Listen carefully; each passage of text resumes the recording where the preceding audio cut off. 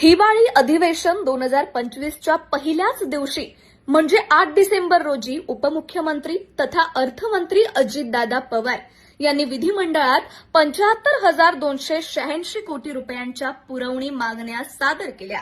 यामध्ये सामाजिक न्यायासाठी महत्वाची तरतूद आहे। सारथी म्हणजेच मराठा, बार्टी दलित, महाज्योती ओबीसी, वनारटी वंजारी आणि इतर संस्थांच्या विविध योजनांसाठी 465 कोटी रुपयांची विशेष तरतूद। हे पैसे या संस्थांच्या शिष्यवृत्ती, प्रशिक्षण आणि विकास योजनांवर खर्च होणार आहेत।